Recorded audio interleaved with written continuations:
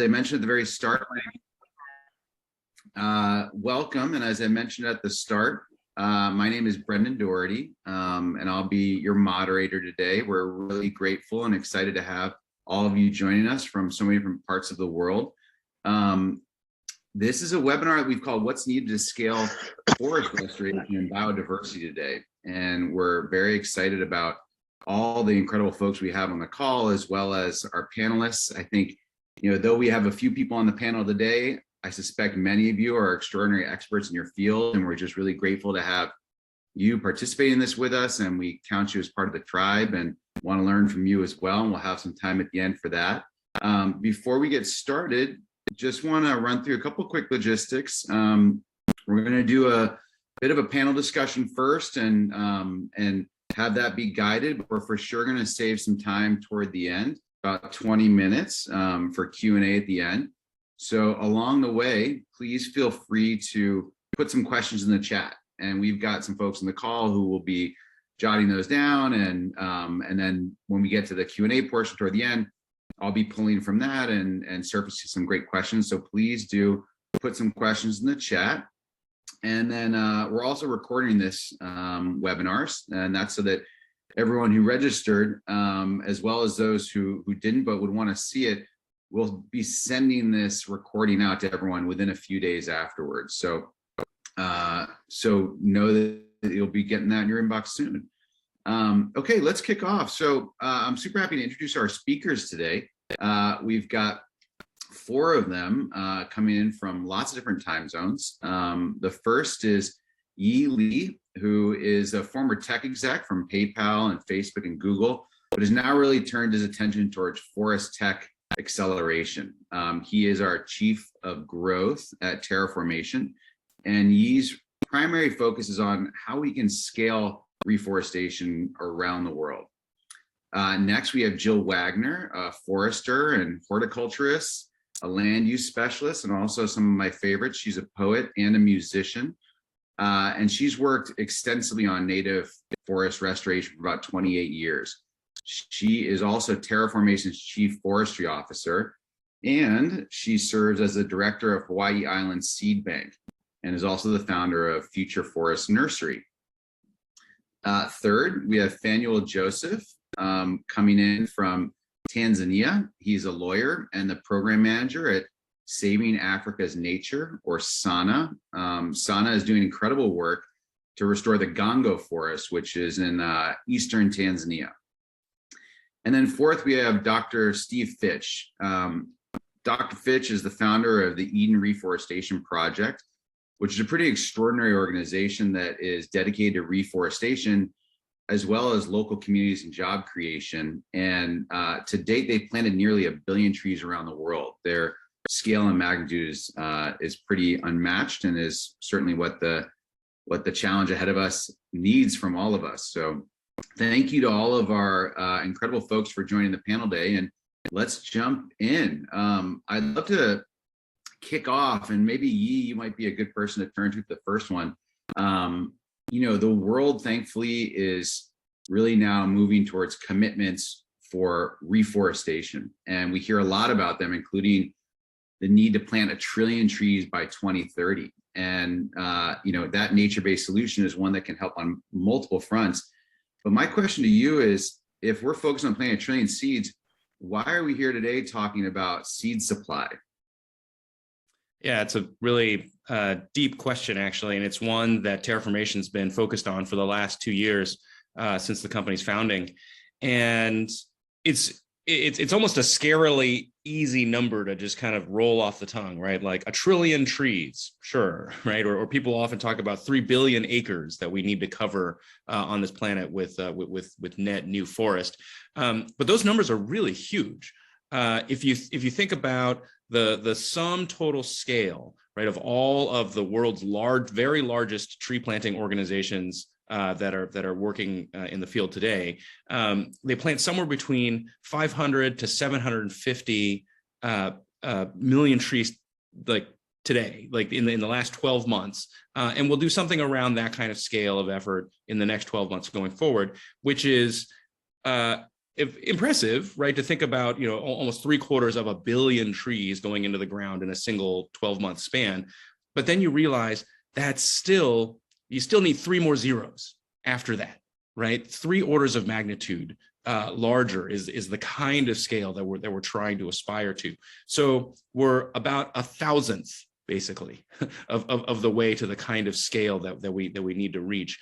And if you want to plant 1 trillion trees, so like just imagine 1,000xing, right? Like the magnitude of tree planting that's happening in the world today.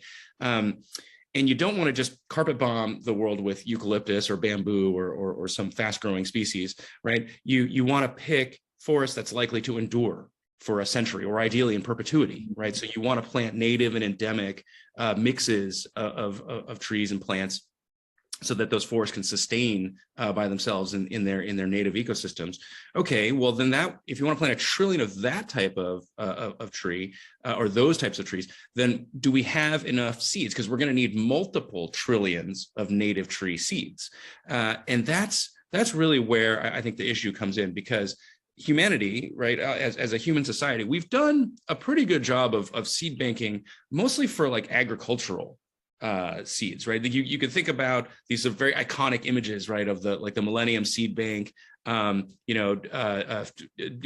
down into the earth above the Arctic Circle, preserving seeds for like apocalyptic kinds of scenarios, right? Right. But that's not the style of seed banking that's actually going to produce multiple trillions of native tree seeds that are close to the reforestation projects and zones that where the trees actually need to get planted, and very actively turning over seeds, year in, year out, collecting more seeds, banking them for the next planting season, propagating them through nurseries. And right, it's not a sort of a solitary, put up one giant seed bank somewhere on the planet. We're talking about the need for working seed banks that are distributed all around the world, and ideally producing hundreds of thousands of decentralized seed banks to be able to store the multiple trillions of seeds that are necessary to then go propagate 1 trillion actual trees in the ground. So that's a huge bottleneck for global forestry, and it's one of the first things that we have to tackle.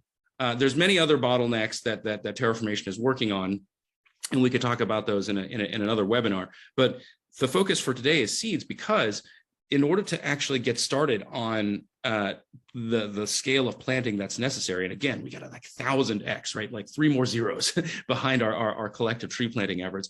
We have to start collecting that many seeds now in order to propagate the seedlings, right, for in the near years to come, in order to then go put trees in the ground. So seeds are very much, we would say, the sort of rate limiting factor, or the longest pole in the tent, right, depending on which metaphor you'd like to go for. But it's one of the prerequisite steps that we have to get over immediately. And so seed banking and seed supply is an urgently addressable bottleneck that we need to tackle today.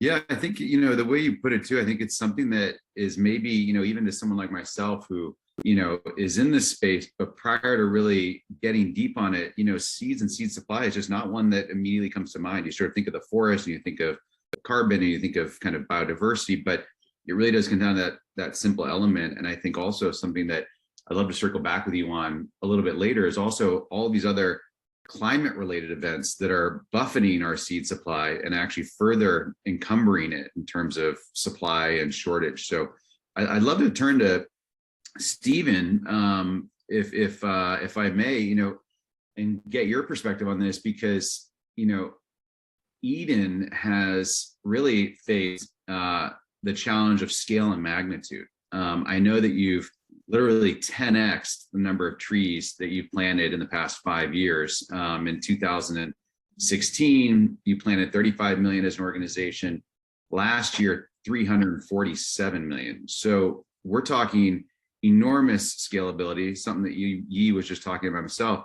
With the seeds part, Steve, how does seed supply factor into that scalability that you're finding, into some of maybe those challenges you're finding around scale? Well, it's fairly obvious: no seeds, no trees. And we're facing several challenges. One is in many nations, like we're working in the Philippines, there's very few remnant forests left.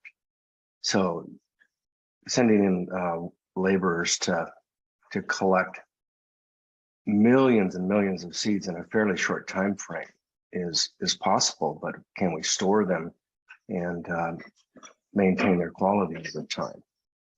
That would be just one example, but we're certainly not bored, and we've said for some time we need labor, land, and funding, but seeds has gotten stuck in there as an additional essential. Yeah, and I know with some of the work that we're just starting on the journey with you right now is some really sort of priority regions for you in terms of seed supply. And what's the sort of current environment around seed supply when you're in these countries? Is it like are you finding the seeds you need? Are you is it the viability? Kind of what piece of how would you assess the current environment? Yeah, as we scaled, one of the sources or resources we turned to was a number of government seed banks, and we found first and foremost they're almost always non-native, and second, the germination rate was atrociously low, in many cases 2 to 3%, and that was largely due to poor storage quality. So again, we went digging for groups, and I think Eden and Terraformation found each other about the same time, and it's a perfect relationship. We need each other. Right. Yeah, no, we're certainly excited about that, and I think it's insights like that from the field that help kind of define how we're approaching a lot of this. Is really listening to people, who are doing the work, who are actually collecting the seeds, storing the seeds, deploying the seeds. Speaking of which, I'd love to turn to next to Nathaniel Joseph. And just a reminder too, if you have any questions in the audience, please just throw them in the chat. We're collecting them, and we're going to turn to them pretty shortly toward the sort of latter third of the conversation. So please do put some questions in the chat if you've got them. But Nathaniel, before we jump to you, I know that you had a video you wanted us to run that really kind of tease up, I think, your organization, some of the work. So if we could go ahead and play that, and then I'll jump to you right after, Nathaniel, with a couple questions. Thank you so much. I think Adam can help us on that.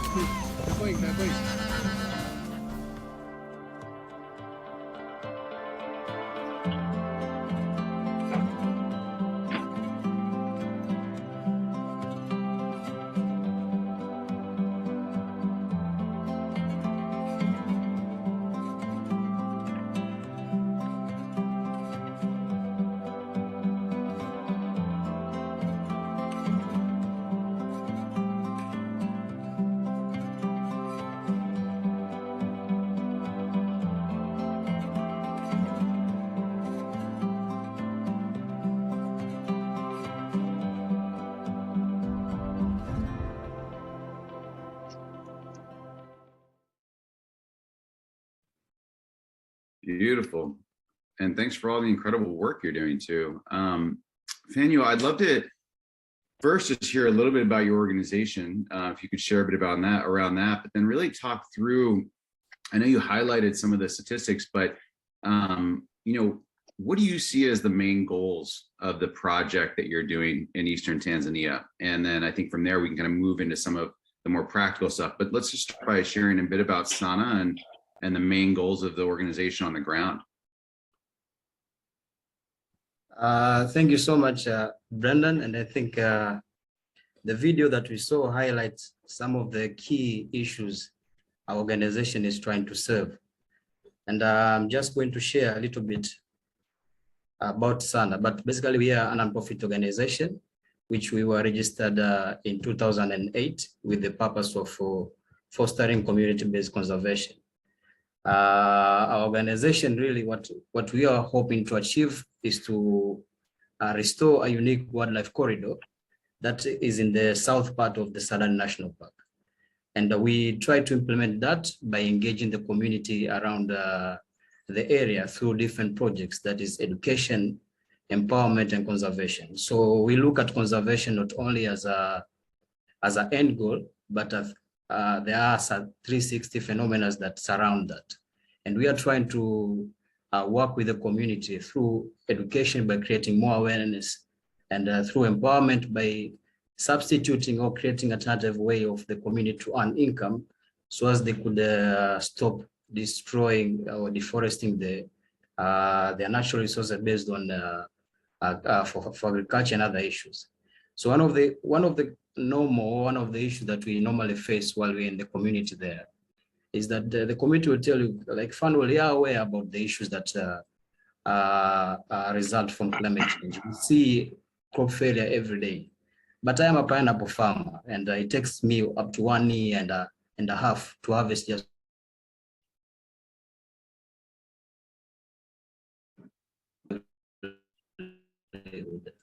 so we came organization. We have also to address that issue of income generation, and that's why we established several initiatives like chicken projects. We have a Center for Women Empowerment and many other issues. And currently, we are, Dr. Stephen said here, one of the bottlenecks that we faced as an organization, whenever we wanted to initiate a reforestation project, is seed availability and seed quality. And very recently, when we were starting the project, we are out of the seed collection moment. And what we did, we reached out to the government institute. But we purchased all these seeds only to realize the germination rate is very low. And it was very clear from how you see it that the goal and the availability of the seed bank together with the tree nursery that Terraformation together with the partners are supporting is playing a fundamental role in our reforestation initiative. One of the areas that our project is looking to address is not only issues of biodiversity recovery to just improve the human-elephant coexistence, but also we are looking at issue of livelihood, which is an important angle to it. One of the root cause of people clearing forests in the area that we are working is that they are doing that for the agriculture, as we have already seen. They want to just feed their families. It goes down to that, to survival rates.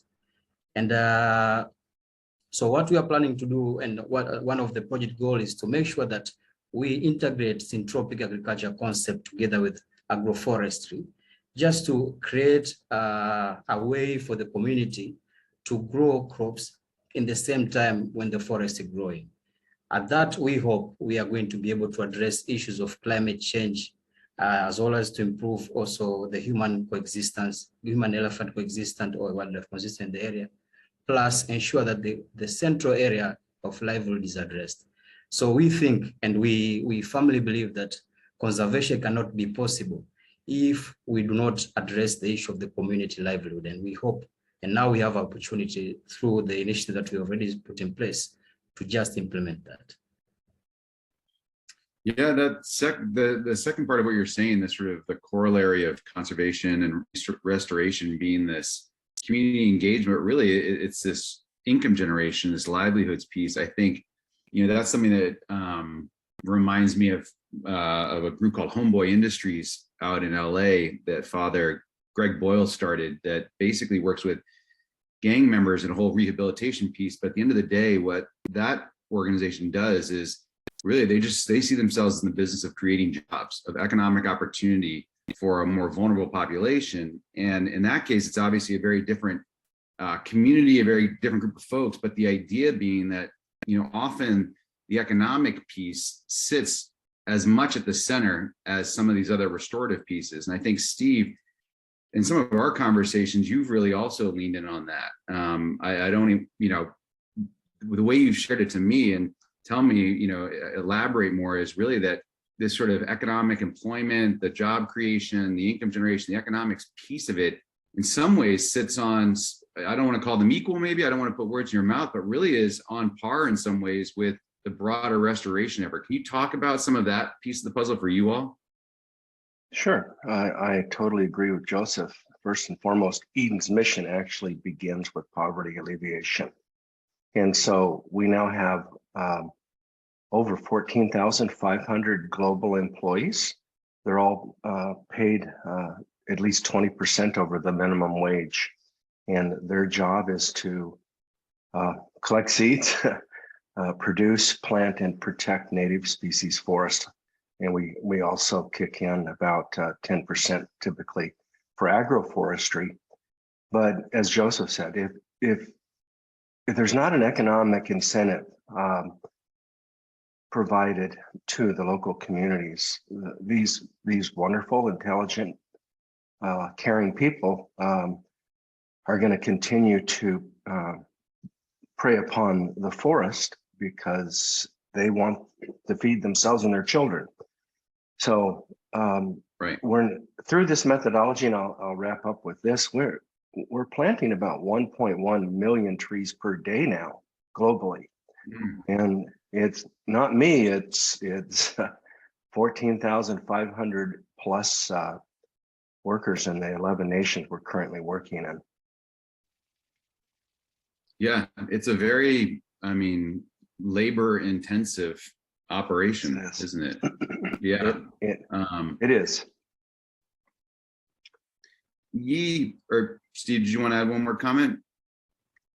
No, I'm good. Okay, good. Yeah. Yi, I'd love to talk to you a little bit about bottlenecks as this sort of piece of the puzzle around scale.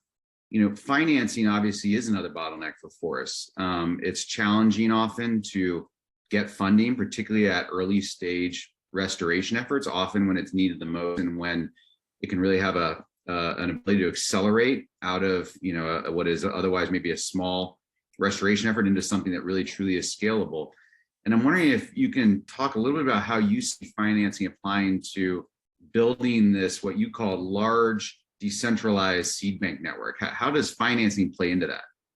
Yeah, before getting into financing, though, I really just want to thank Steve and Funwell for the incredible work, and I really love how they've articulated this nexus, this intersection between environmental benefits like carbon sequestration, forest preservation, biodiversity, and managing wildlife and human interface better, intersecting that with economic interests.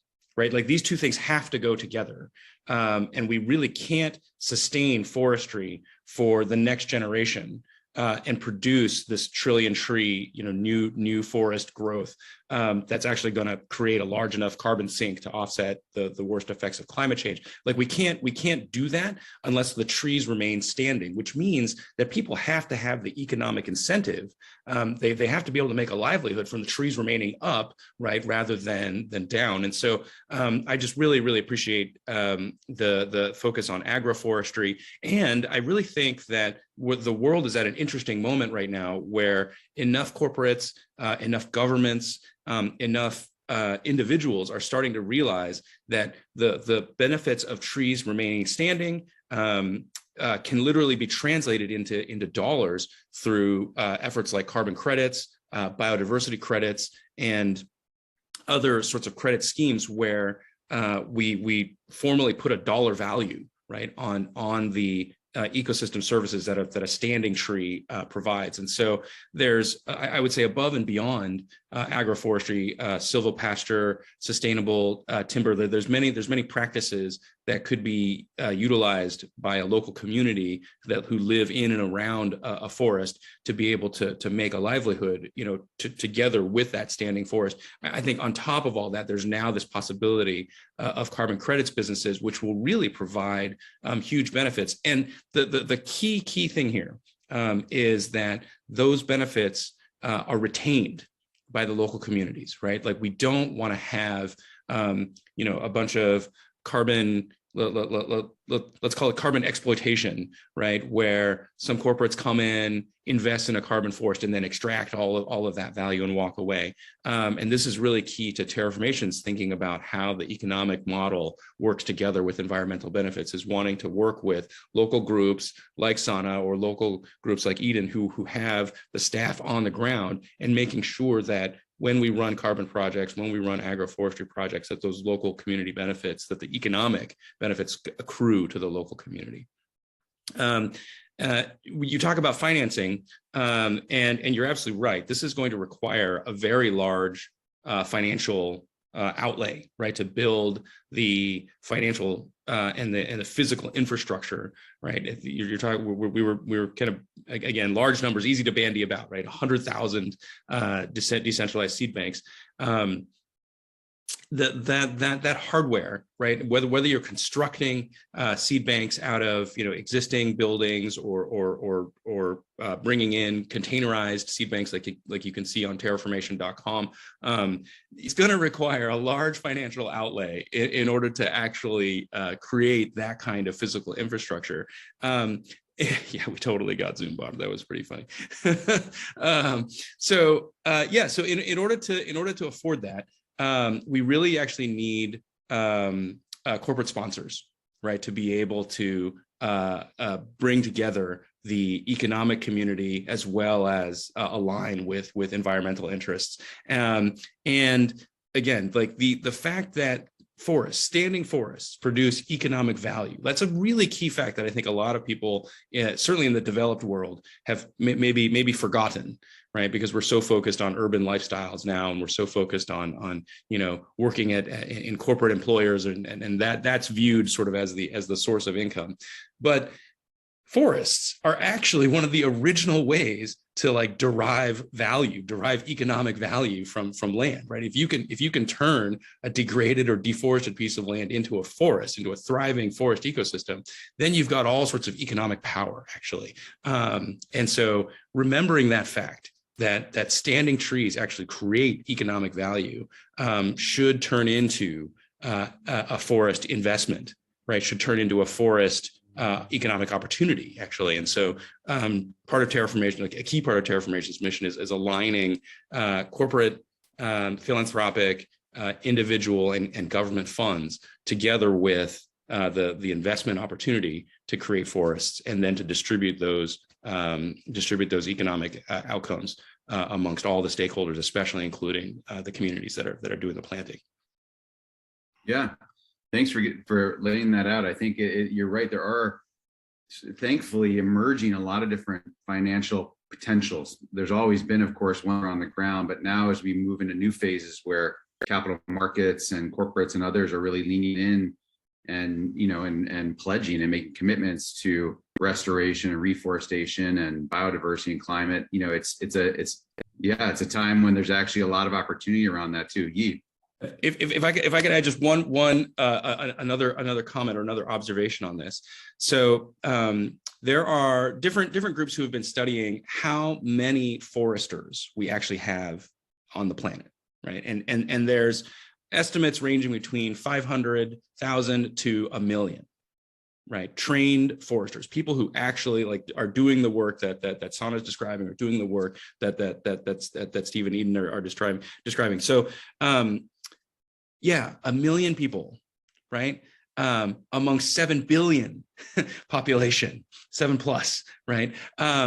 And when you think about 1 trillion trees, and the fact that an average trained forester might put several thousand trees in the ground in the course of a year, if you just divide one by the other, right? 1 trillion divided by, let's call it 2,000 to 4,000 trees per year from a trained forester, you realize we're going to need hundreds of millions of person years of labor applied in the next decade in order to actually pull this off, right? Which means that we need to go from under 1 million trained foresters in the world to tens of millions of people engaged in this activity as a livelihood, right? And when we think about it from that perspective, the economic interest really, to me, that really highlights the economic incentives that need to be brought into bear here, because what we're talking about is creating an entire generation of forest entrepreneurs, like people who view forestry as a livelihood and are personally themselves like aligning, right,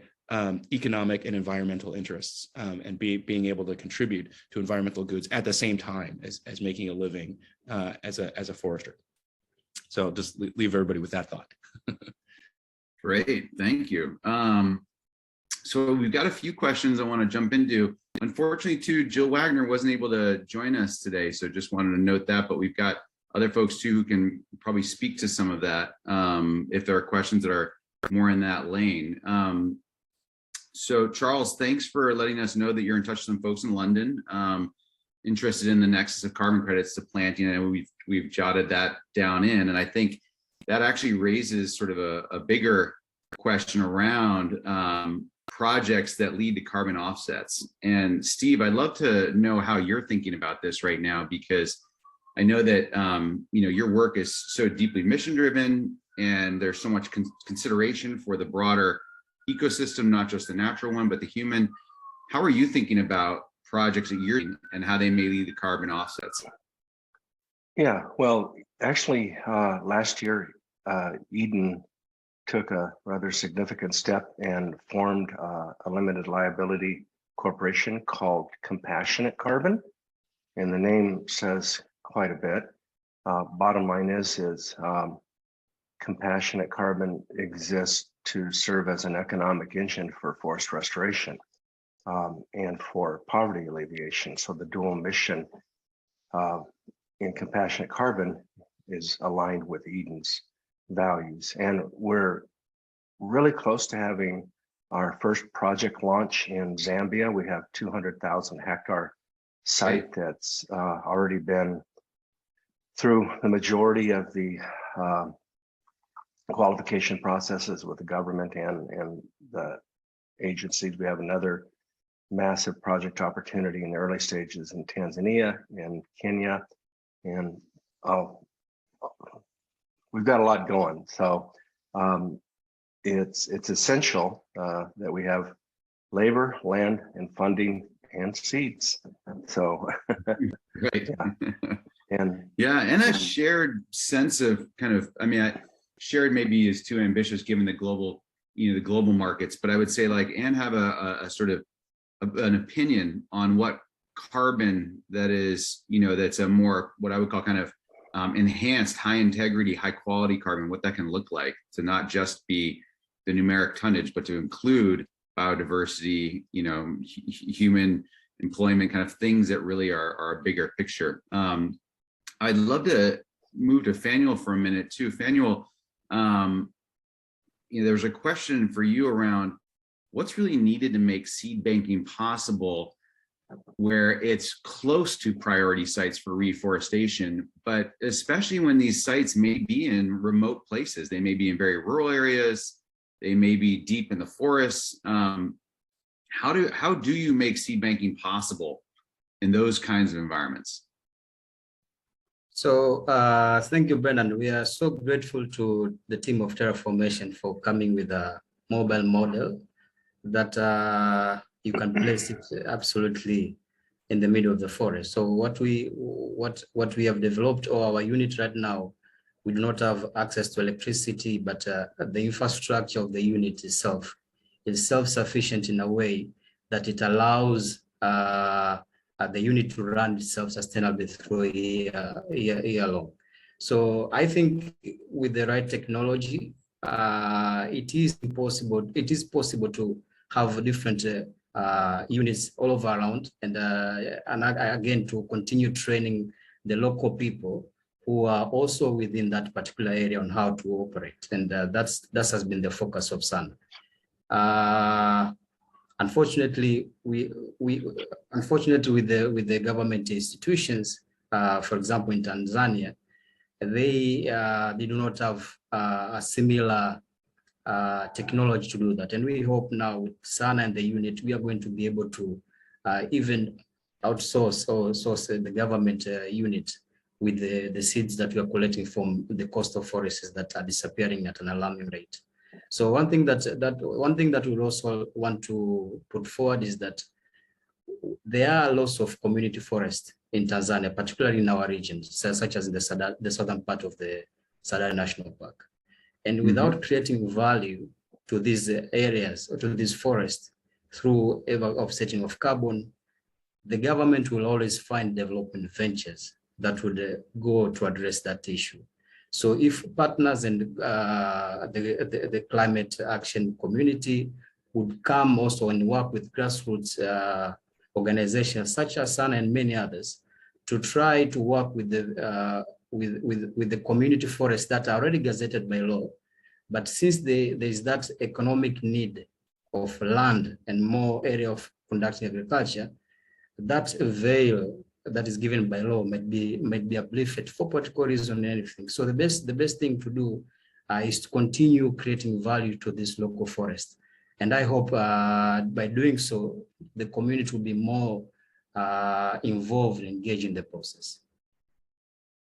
Daniel, let me ask a follow-up question. And actually, this comes from Rukia, who has a youth from Kenya, asked, she said first, many folks in Africa, especially, are just not aware of carbon markets, carbon trading, what's possible with that. And wanted to ask you, how do we engage these, African youth, communities around what it means to do carbon trading, around what the value of it is?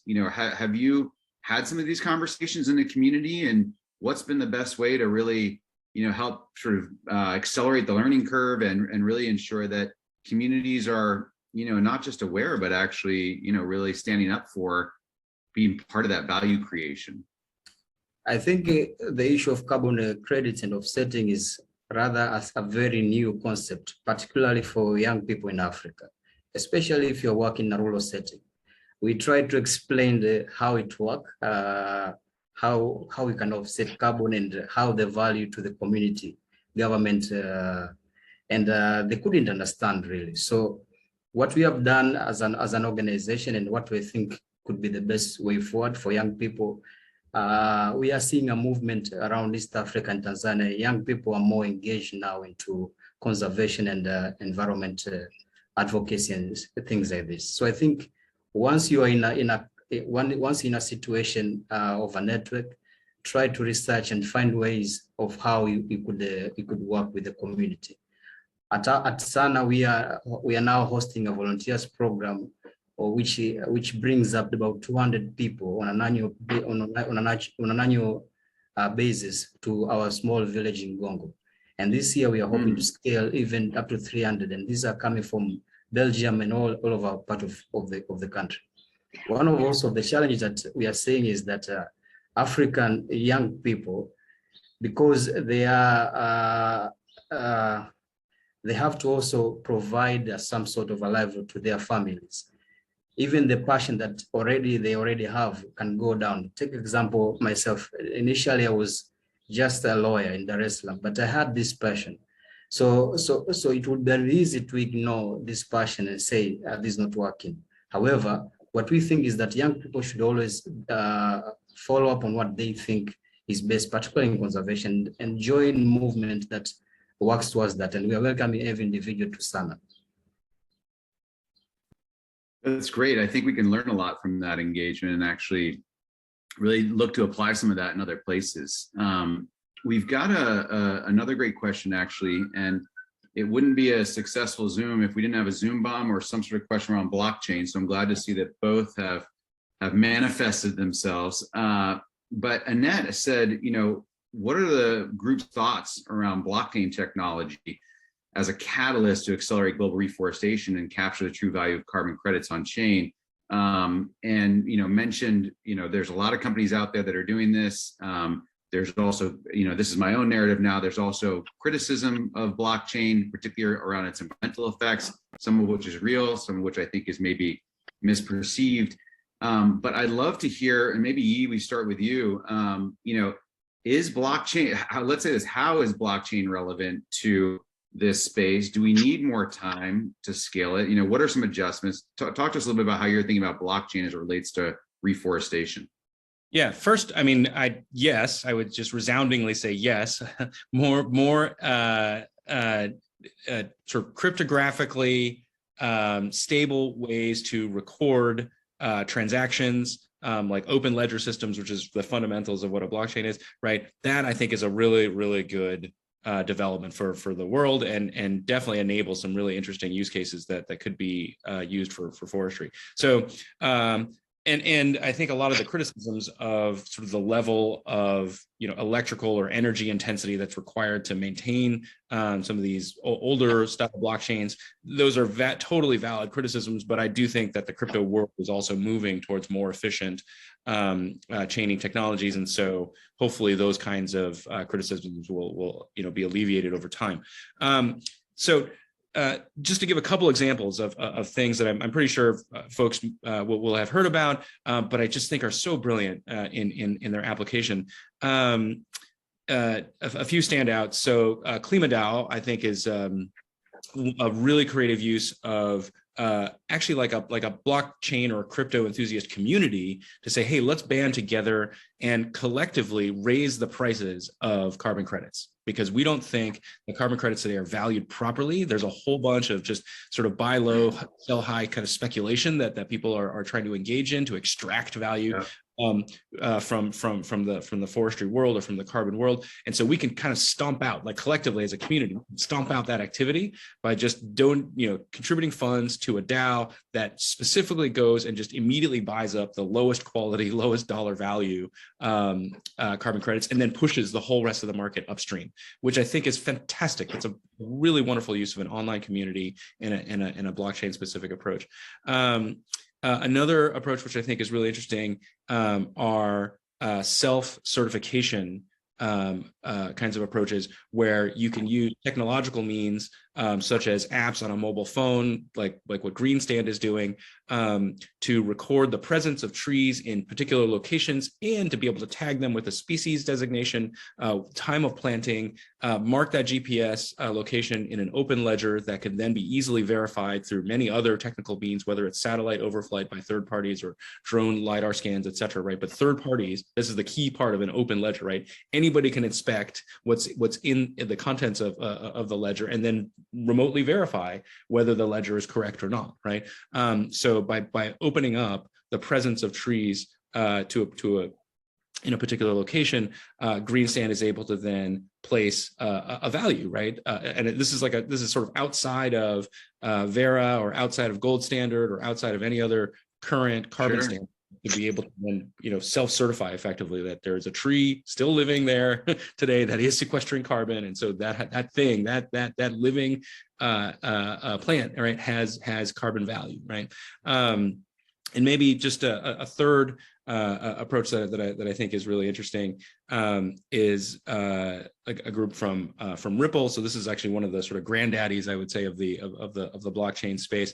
They've been focused on powering financial infrastructure for banks up until now, and doing a good job at that. But then taking all of that infrastructure and making it easily available and accessible to anybody who's doing environmental work, to create their own versions of self-certified carbon registries, or to create their own Greenstand apps, or to create their own KlimaDAOs, right? I think that kind of amplifier effect, or that kind of multiplier effect of taking a financial infrastructure platform and then making it just easily available to folks working in the environmental space, I think that's going to produce some really interesting projects. And so just a handful there. I know there's hundreds of really cool crypto climate projects that are in the works, and I love seeing all the energy and the creativity around it, because let's face it, right? Like, not every single person, I would not expect all 7 billion people on the face of the planet to literally get out there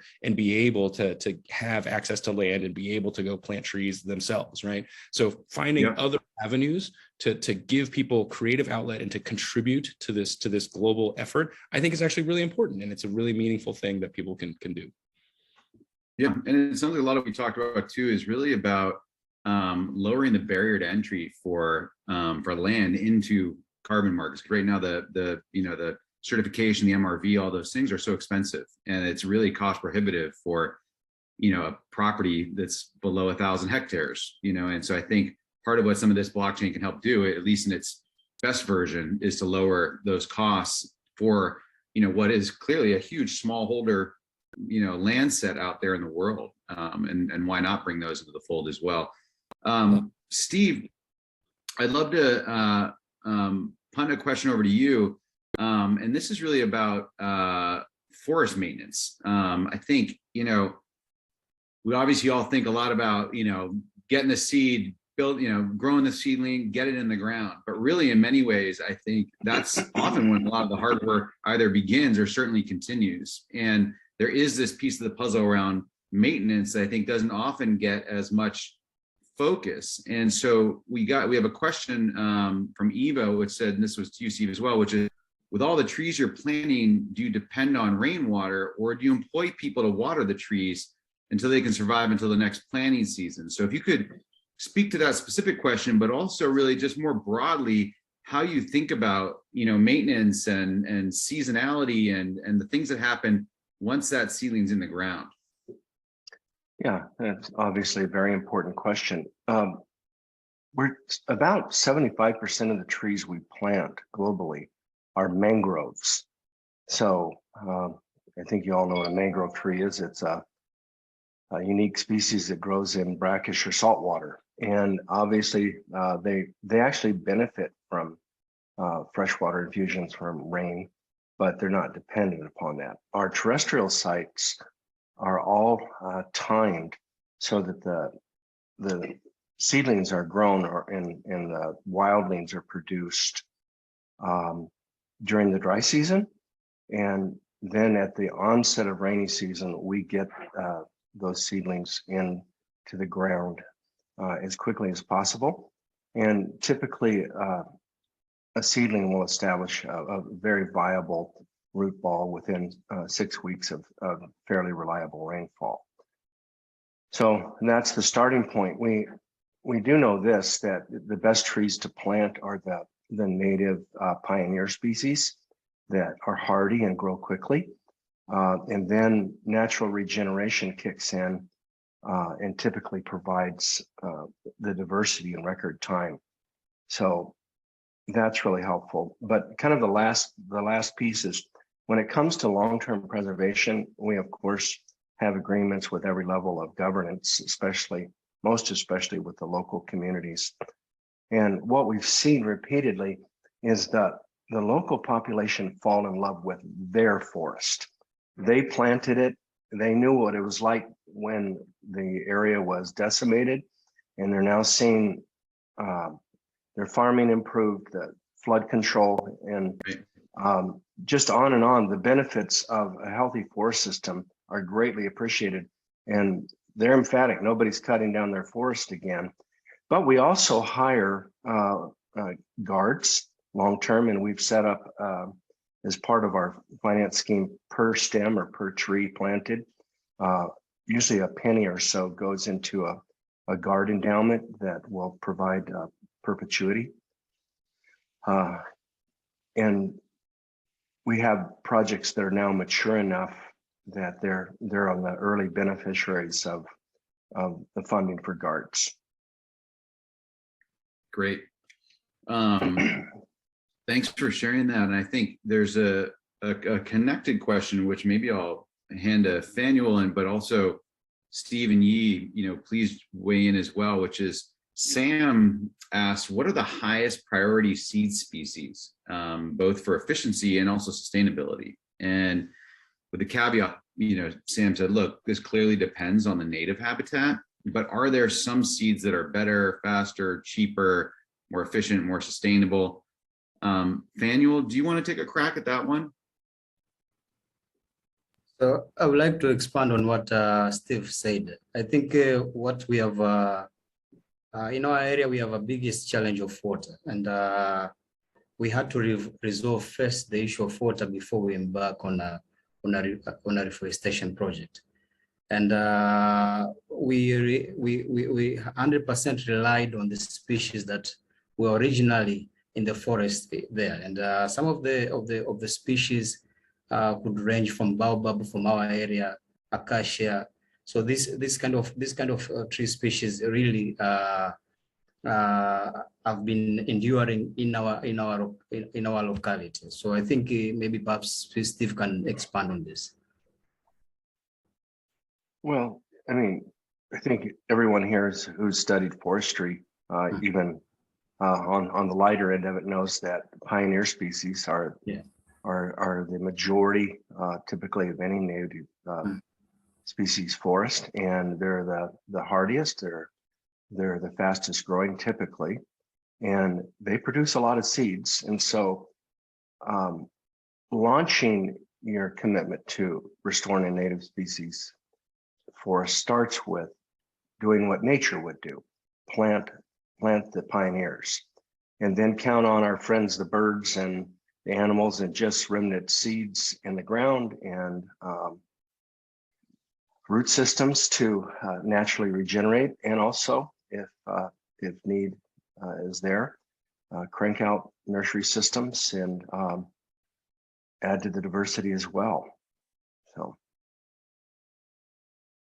it is efficient to start with pioneer species. It works. Yeah, right. There you go. See, is training, how much does training factor into your model? Workforce training? Very little. I mean, the managers, of course, are trained, but the workers, their job is really rather straightforward, and it involves largely skills that they acquired as local farmers. And local farmers have a lot of knowledge, and I've seen a lot of local farmers in Africa and Asia and in the Americas who know a whole lot more than a guy with a PhD in forestry who's never put their hands in the dirt. So it's common sense, really. I'll close with this. I did a TED talk at Reading University back a few years, and I said, planting trees is not as hard as it's made out to be. In fact, did you know that trees have been growing by themselves for some time now? And it's true. We just need to assist and work well with nature, not try to genius our way into it. Yeah, it's a great. If I can, Brendan, I think one of the important issues that we are trying to do is to respect the local knowledge. They have been in that area for an extended period of time. So in as much as we have the knowledge and the technical know-how, local people could give you valuable information to make your reforestation initiative even better. So we have relied 100% on that. And actually, even sometimes when we were doing training on issues of agroforest and permaculture, the community will tell you, this species, I think you should avoid it in this particular area. And once you respect that, you're going to start, you are going to see your work transitioning more smoothly as you do, opposed to come with a reference forest, which is also important in the process. So I think also valuing local knowledge is of paramount importance. Yeah, top of that, you're absolutely right. I think that's a great spot to end on. I'd love to hand it over to Yi. If you each want to add a few closing words, that'd be fantastic. Oh, well, thank you everyone for coming and for listening in today. And I really hope that everybody walks away with two key messages. Number one, seeds are the critical first step to be able to unlock the potential of global forestry, and we need to collect and bank and just systematically create a larger seed supply in order to power the tree planting that the world needs to come. Second, and I hope it's just really apparent from the diversity of voices just amongst the panel, this is not an effort that any one company right? Like Terraformation is there to, we're trying to enable and accelerate the world's efforts, but this is not something that any one company will be able to do by itself. This is very much the work of a global consortium. And specifically when it comes to seeds, Terraformation is really mindful of this. We're actually forming now a seed to forest alliance that's really trying to bring together all of the groups that are collecting seeds, storing seeds, and who are interested in this as a financial and an investment opportunity, and supporting this either from a sponsorship perspective or as a financial investment. And we would love to bring together a consortium, again, a global consortium of all the parties who would be interested in producing forests from seeds, Seed to Forest Alliance. So there'll be more to say about that alliance at NYC Climate Week coming up later on this year. But in the meantime, if anybody's listening and is interested in getting involved, please email me. I'm Yee, at terraformation.com. And I think that, yeah, hopefully that'll appear in chat in a second here.